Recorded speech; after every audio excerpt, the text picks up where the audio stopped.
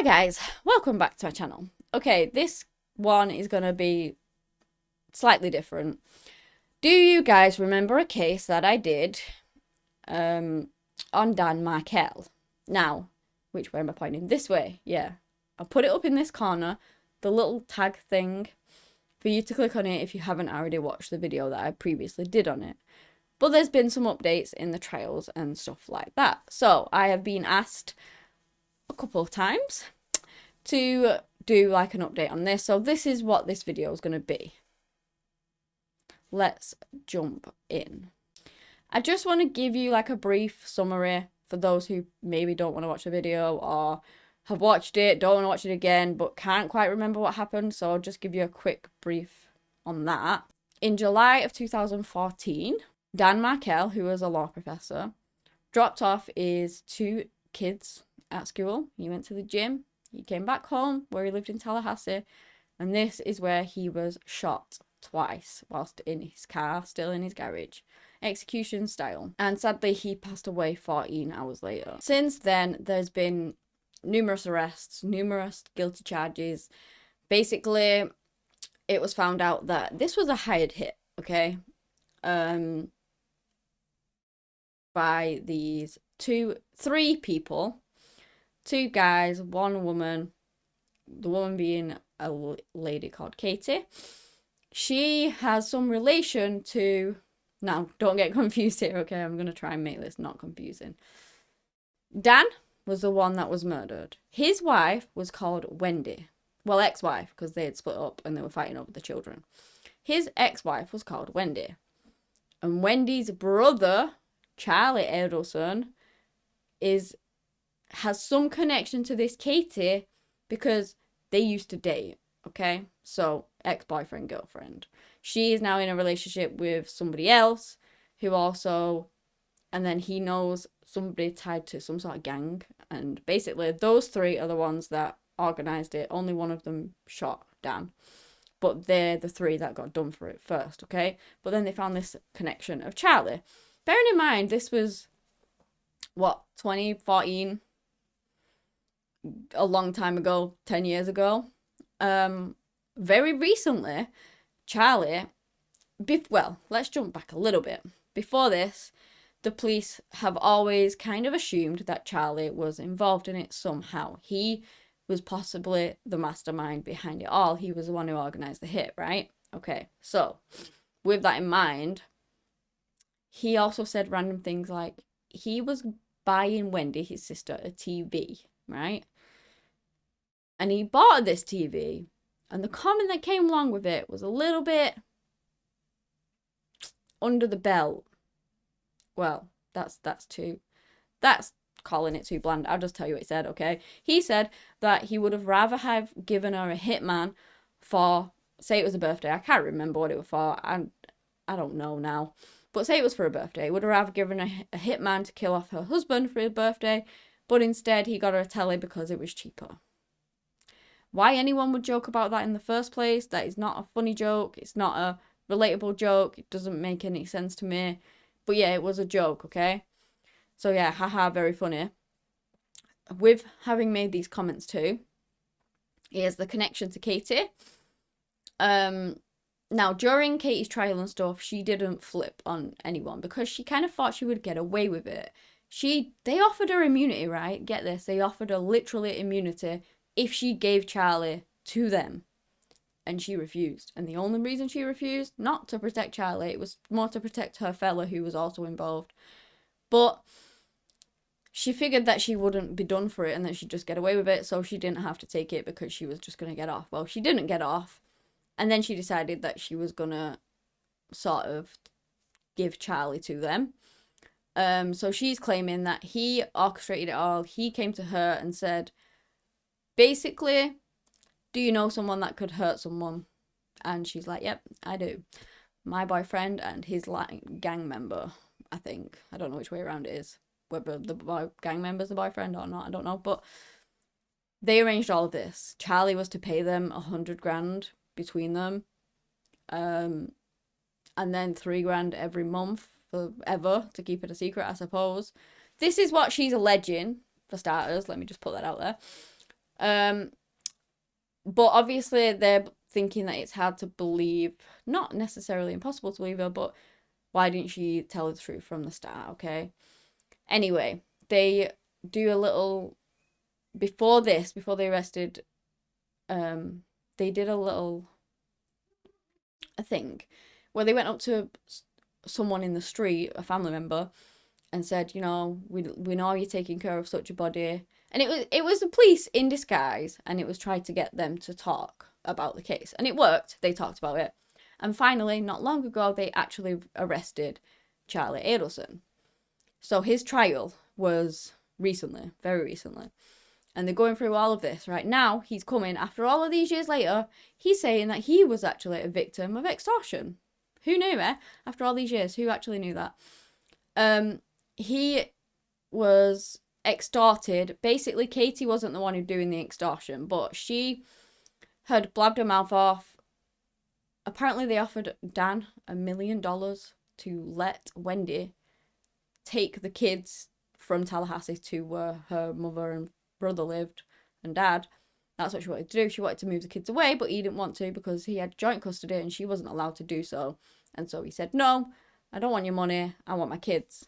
You know, screw that. So bearing that in mind, he's mentioned the $1 million. So that shows that he had a lot of money. He told Katie that he could pay it out outright with cash. You know, he didn't need to take a loan or anything. He could just pay it. So she's thinking, got lots of money. She mentioned it to them, who, you know, then decided to come up with this plot. Okay, they came up with a plot that they were going to go and kill Dan, who Charlie and all of Wendy's family do not like and never have showed that they are like. They've done actual mean things, like he was a devout Jew, and her mother, she was wanting her to get her children baptized into Christianity, even though he was a devout Jew, just to hurt Dan. That was the sheer simple reason of it, just to hurt Dan. So yeah, that's just shows. And she was also always name calling him as well, which is just awful, but whatever. Donna was the mum. She didn't like Dan either. She was one name calling him and things like that and doing the horrible things. So bearing that in mind, despite them not liking this guy, they killed him to then extort Charlie. Yeah, that's what he said. So he was a victim in all of this, okay, guys? He is not a perpetrator at all. He's a victim. After all these years, he neglected to mention that until now, for starters. But I've watched the trial, bits of the trial and things, and like the prosecution's like, well, why Dan? Why would they go and why would they kill Dan rather than come to your house and point a gun at your face and say, give me $1 million or I kill you? So he's like, oh, well, they could extort me for life if they did it the way that they did it. But why would they kill his sister's husband? Well, ex-husband at this point. Why would they do that? It makes no sense whatsoever. Rather than target a family member or himself. So he's saying that then they can then extort him for life. And she's like, but they could do that to you if they pointed a gun at you or any other of your family members.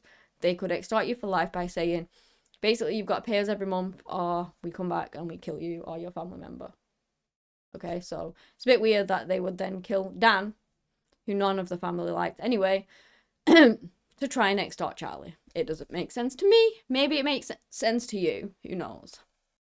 He then claimed that he was too scared to go to the police. He handed over $138,000, not even $100,000. It was $138 at this point, in cash over to them. And then he was paying them $3,000 a month just so that they didn't kill him too. Well, how do you think the judge fared with that? And the jury? They didn't believe him.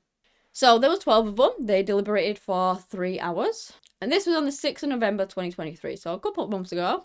They found him guilty of first-degree murder, conspiracy and solicitation to commit a murder. And they ordered a pre-sentence investigation, which was said that it could take about a month. So that was going to happen in December-ish at the courthouse. Now we jump to Donna Adelson. So her son Charlie has been found guilty of conspiring to murder Dan, his sister's husband. Well, ex-husband, sorry. So that happened. And then a week later, Donna is arrested. A week later, after her son is found guilty, Donna is arrested. And let me tell you where she was arrested. It was at the airport because she was fleeing. She was out of there. Now, why was she fleeing? You tell me. The police actually recorded conversations between them. She rings up, starts going on about, something was actually mentioned about taking her own life, and I'm not entirely sure of the details on that, so I'm not going to go into them, but I have seen it mentioned on the call and in court, and she denies it, like, that she didn't mean it that way kind of thing, okay? She also said that she was going to make sure that the children were sorted out with, like, a fund and stuff, like a trust fund, and that she was getting a one-way ticket out of there. She was heading to Vietnam. Now, let me tell you a thing about Vietnam is they don't actually have an extradition treaty with the USA. So she's got a one-way ticket with a fella, her husband. They're heading to Vietnam. They've got money. They're going to vanish. So not only do the US have to try and talk to Vietnam to try and find these people in Vietnam, once they have finally found them, which bearing in mind could take years, they would then have to try and do the lengthy process of getting them extradited back to the USA because they don't have a treaty, so it's not going to be something that was very quick. So clearly she's done a research on where to go, basically. They arrest her at Miami International as she's trying to board through. She's going on, there's actually body cam footage of it, how ridiculous it is, what she's been arrested for, how it's absurd, yada, yada, yada. But this is all in connection to Dan again. So it's like a family, like a little family business going on. People have wondered whether Wendy will now be not now be looked into. She's been looked into all this time. But will her potential arrest be the next one? Who knows? Because there's a lot of things that to do with Wendy as well that are a little bit odd. So on the day that Dan actually was murdered, she apparently drove around that area, and she is caught on camera in police interviews saying that she drove down near the street or whatever. And they asked why. Why did you drive down by your husband's house on that day in particular after the incident had happened? For what reason? Like, do you just enjoy going past your husband's house every now and again? And I don't really know what she said to that, actually. But in the trial after this, when she spoke, she said that it never happened, that it was taped off and she couldn't actually turn down it, and so she didn't. But why was she in that area in the first place? She said that it was a shortcut, which I find very strange. She also said in the original interviews that potentially her family had a motive to it. Now, all these years later, they're asking her, do you not want the person who murdered the father of your children to be in jail? And she's saying, yes, I'm thankful that they're in jail and I'm glad that they've got the right people and they're serving time. And she says, but not if that's your family, yeah. And she's like, it's not my family. They had nothing to do with it. Well, I'm sorry, but Charlie's just been found guilty of having something to do with it. So, yeah, it's all a bit up in the air at the minute. I am not sure, and I cannot comment on whether Wendy has anything to do with this case, whether she had any knowledge of it. They're really looking into it, though, because Dan was actually supposed to leave the next day. So the timing was either a very big coincidence or it was planned. And I'm not sure how many people knew that Dan was leaving the next day. Wendy said that she knew, but she didn't tell anyone. How did they find out then? Because it was just very strange. So I can't comment as to whether Wendy had anything to do with it. Leave that up to you guys and your opinions on it. I obviously have my own opinion on it. But I just wanted to update you guys because it's just nuts. It's just like a circus. 3 people already in jail. Them flipping on Charlie, who's now in jail for solicitation of a murder, who then his mother has now been arrested too, and she's going through a trial at the minute. So as this carries on, maybe I will do more of like an update of it, because sort of the Donna arrest is more of the recent one, and not a lot of stuff has come out on that yet. But yeah, that's it up to now.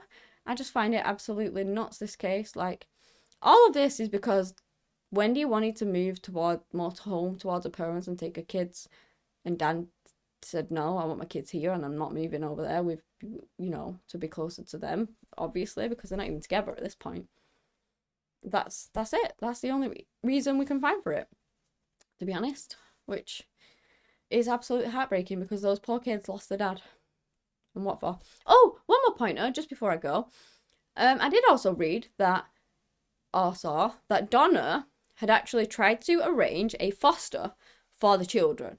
So Wendy went nuts at this and said, what on earth are you doing? They don't need a foster. They've got a mum. I'm the mum. I'm going to look after them. Nobody else needs to look after them. And she was saying, that's just in case you get arrested. So does she know something that we don't know? Well, she does know a lot that we don't know, I suppose. But is that an inkling that maybe Wendy has something to do with it? I don't know. I'll let you guys decide on that. But she went nuts at it and was not happy about it at all. So there you go. But yeah, I'll keep you guys updated. And anyone that has any more information, feel free to put it in the comments. But that is the end of it. Thank you so much for watching. And until next time, bye.